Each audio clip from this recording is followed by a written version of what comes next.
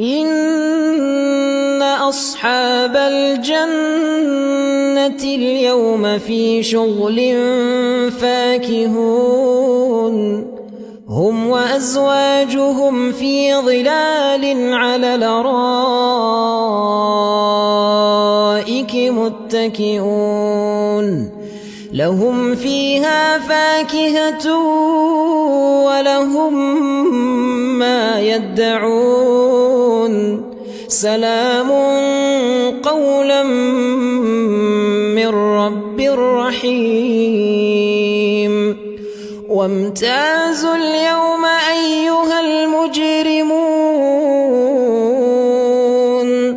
ألم أعهد إليكم يا بني آدم ألا تعبدوا الشيطان إنه لكم عدو مبين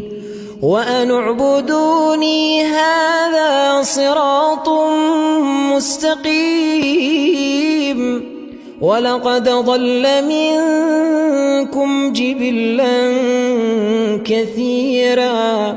أفلم تكونوا تعقلون هذه جهنم التي كنتم توعدون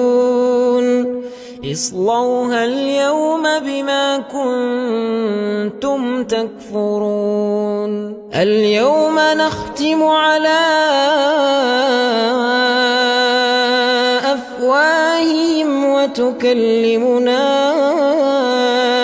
أيديهم وتشهد أرجلهم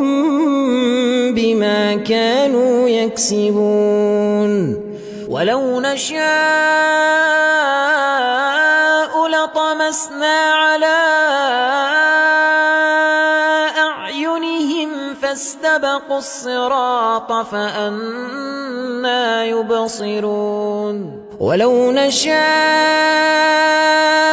لمسخناهم على مكانتهم فما استطاعوا مضيا ولا يرجعون ومن نعمره ننكسه في الخلق أفلا تعقلون وما علمناه الشعر وما ينبغي له إن هو إلا ذكر وقرآن مبين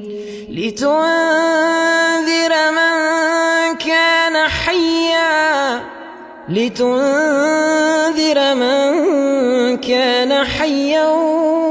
ويحق القول على الكافرين.